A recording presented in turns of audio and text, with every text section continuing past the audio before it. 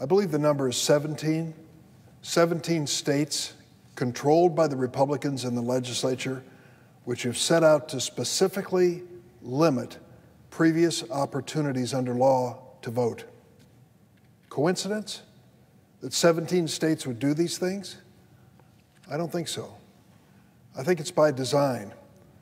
And that's why the Senate Rules Committee was in Georgia today to talk specifically about the measures that they took after the last election.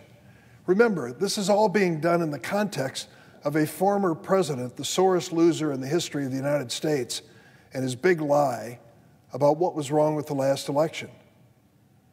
Well, I can tell you what was not wrong with the last election. In many states, the turnout broke records. More Americans eligible to vote turned up to vote, and that's a good thing in a democracy. And when it comes to allegations of fraud, all of the money that has been spent on lawsuits, all of the allegations of voter fraud that have been investigated, it turns out to be a handful of cases, maybe a dozen out of millions of votes cast in the United States. So there's no argument for changing election and voting laws based on fraud. There certainly is no argument when it comes to the outcome of the election. That was clear, and it has been to everyone except one former president for a long time. And yet the Republicans, when in control of state legislatures, are by design trying to make it more difficult for some people to vote. Why? The answer is very simple. The demographics of America are not on the side of the Republican Party. The new voters in this country are moving away from them, away from Donald Trump, away from their party creed that they preach. And instead, they're moving to be independents or to even vote on the other side. To argue and fight against that, the Republicans in legislative settings are reducing and restricting the opportunity to vote. That's what it's all about. The senator from Kentucky attributes it to hysteria. It is not. It is a genuine concern over whether in this country, where democracy is our creed and our goal in every election, we have the most participation, fair participation by eligible voters that we've ever had, and we continue to build on that. Madam President, on a separate issue, I cannot imagine what life would be like if I were a kid growing up in America, always wondering if something I said, something I did, some action that was taken by some member of my family would result in a knock on the door and my family being torn apart, my father or mother being deported to another country. But for hundreds of thousands of young people living in America, that has been the reality of their childhood. Most of them brought to this country at a very early age, infants and toddlers and young people, had nothing to say about the choice of America as a home, but they always assumed it was their home. They grew up in this country, went to the schools, got up every morning in the classroom and pledged allegiance to that flag, believing they were truly Americans. And it wasn't, for many of them, until their teenage years that their parents sat down with them and very quietly and solemnly told them, "You've got a challenge in your life you didn't even realize. You're undocumented. You were brought to this country by us as a little kid, and you don't have any papers. If you are challenged, if you are arrested, you could be deported. And the same thing just might happen to your mother or your father." I can't imagine, with all of the stress of childhood and adolescence, having that worry as well. And yet, for hundreds of thousands of young people, through no fault of their own, that was part of their lives. That came to my attention 20 years ago. A case in Chicago, which I've spoken about on the floor many times, where a young girl finally realized at the end of high school the really stark choices she had in her life. And she reached out to my office. And we looked into the situation. She was brought here to the United States, born in Brazil to Korean parents, had no legal status in the United States and grew up here, and she wanted to know what to do with her life, what was next for her. The law was very harsh, but it was clear as well. At the age of 18, our law said to Teresa Lee, a young Korean girl in Chicago, you have to leave the United States for 10 years and petition to return. It didn't seem right or fair or just to her, and so I introduced the DREAM Act. And that's when I came to realize Teresa's story was not unique. There were thousands just like her. And over the last 20 years, I've met a lot of them. An amazing group of young men and women who have done remarkable things with their lives, with limited resources, and always under the shadow of deportation. The DREAM Act has been brought to the floor of the Senate 5 different times and failed, not because it didn't win a majority, but because of the filibuster. So we've tried in those 20 years to get something done. And we've had our really troublesome moments. I think back to one of the worst. Under the previous president, Donald Trump, DACA, a program created by President Obama for these dreamers, was really an issue from the start that we begged President Trump to consider. President Obama, a friend of mine and former colleague from Illinois, told me that he spent an extra hour in transition with President Trump in the White House while Obama was still president. It was supposed to last an hour, it lasted 2 hours. And he said to me, he said, I spent that last hour talking about DACA and dreamers, telling him how important it was to get this right, that these young people deserved a chance.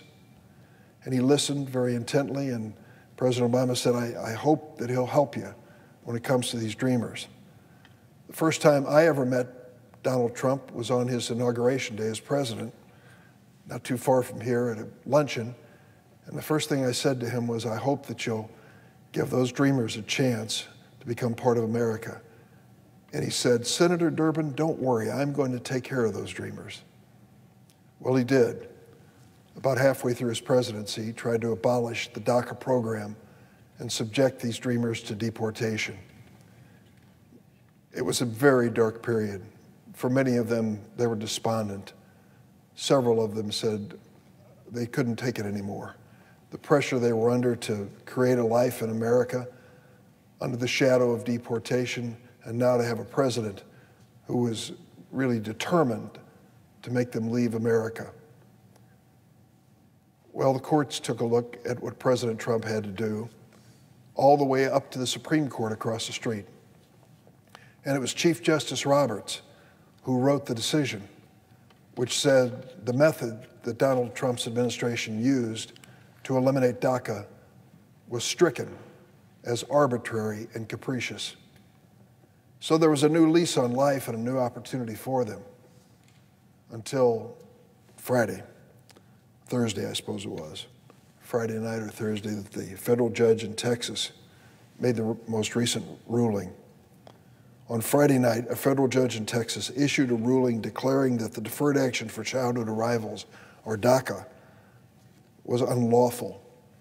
And the judge blocked the Biden administration from approving new DACA applications, a new setback for the dreamers. This decision was made in response to a lawsuit filed by Republican state attorneys general. It was the culmination of a long campaign which included the action of President Trump by Republicans to deport the dreamers. What is it about these young people that infuriates the Republicans so much? Well, I'll tell you what I've found as I've come to know them. They're some of the most amazing stories you can imagine. Not just the threat that I mentioned earlier and the shadow of deportation over their lives, but what they've done anyway, becoming doctors and nurses and teachers and engineers, serving in our Army, working for America in essential jobs in the midst of a pandemic. It's an amazing group of people. It's just the kind of people we want and need for the future of this country. But let me state this unequivocally. The cruel and misguided decision of this court will not stand. DACA is a lawful exercise of executive prosecutorial discretion by the Department of Homeland Security. More than 800,000 young people in our country have received DACA protection, and they help save lives every day as nurses and doctors and first responders. They contribute to our economy and our future as business owners, engineers, and teachers. They are a vital part of our communities as friends, family members, and loved ones.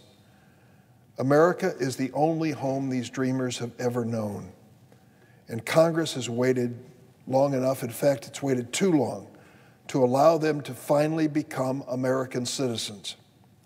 Friday's ruling is yet another reminder of the hell that these young people have put up with over the past 2 decades.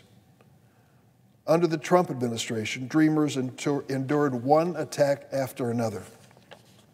When former President Trump attempted to repeal DACA, it put hundreds of thousands of young people at risk of being deported to countries they didn't even remember. And when the Supreme Court ruled that the former president's repeal of DACA was unlawful, he simply defied the court's decision and stopped DACA applicants from being approved. For months, President Trump refused to reopen the program for new applicants, despite the clear direction of the United States Supreme Court. Approximately 300,000 of these young people were unable to receive the protections they deserved because of President Trump's unilateral, hateful action. In response to a court order, DACA was finally reopened for the new applicants in December. But now, just as the Biden administration is processing these applications, the door was shut again in the federal court in Texas on Friday. In the words of one dreamer, Adonias Arevalo, quote, "It's such an uncertainty not to be able to plan my life." Thankfully, President Biden has vowed to appeal this decision, but we need to prevent conservative judicial activists on the bench, politicians in black robes, from striking down the president's lawful efforts to protect dreamers. Congress cannot wait any longer. America cannot wait any longer. Senate Democrats need to provide a permanent legislative solution for the dreamers. We need to act swiftly. I hope that my Republican colleagues with conscience will think long and hard about whether they're going to stand in the way of the dreamers at this moment in history. We need their help, and not just some half-hearted symbolic attempt, but genuinely to give these young people a fighting chance to make America a better nation. To all the dreamers out there, I promise you, we'll work as hard as necessary to get this job done and as quickly as possible. Madam President, I'd like to speak on a different topic. I ask unanimous consent it be placed in a separate part in the record.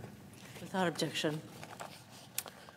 Madam President, on Saturday night, baseball fans at Nationals Park here in Washington, D.C., not far from where we stand, were sent into a panic by a sound that has become all too familiar in American cities, the sound of gunfire. In the middle of the 6th inning, the teams left the field when it was reported that 3 people were shot outside the stadium on South Capitol Street. That burst of gunfire reverberated throughout the stadium. It can be heard on television and radio in broadcasts of the game. It was bad. It could have been worse. Thankfully, nobody inside the stadium was harmed, and many thanks to the first responders for keeping the attendees safe. But the photos and videos from Saturday night tell a clear story. We are a nation that has become traumatized by gun violence. 4th of July weekend, city of Chicago, a city I dearly love and honored to represent, 104 gunshot victims that weekend, 19 deaths. We've come to accept, sadly, mass shooting as a possibility anywhere in America. At a baseball park, in a movie theater, in houses of worship, even in our schools. Mass shootings happen on the streets of Chicago almost every weekend. Just this last weekend, more than 50 were shot in our city, including 7 children and teenagers. The sad reality is gun violence has become as American as baseball. The question before the Senate again and again and again is, will we do anything about it? Will we take minimum steps to reduce gun violence in America? Steps like making it more difficult for convicted felons and unstable people to buy firearms. Nearly every American supports that, and yet the gaps in the federal gun laws continue. Right now, it is simply too easy for a convicted felon or a person with a history of serious mental illness to buy a gun from an unlicensed dealer. A person, no questions asked, can easily buy a gun from an unlicensed seller just minutes away from the city of Chicago in the state of Indiana. And that gun will be sold and resold many times over in our city of Chicago, many times the same day. In March, the House passed H.R. 8, a bipartisan measure to close the gaps in our background check system. Senator Chris Murphy of Connecticut, Senator Manchin of West Virginia have been leading negotiations to get bipartisan support for that bill in the Senate. I'm waiting for their signal, and I hope to receive it, that we're ready to move on that legislation.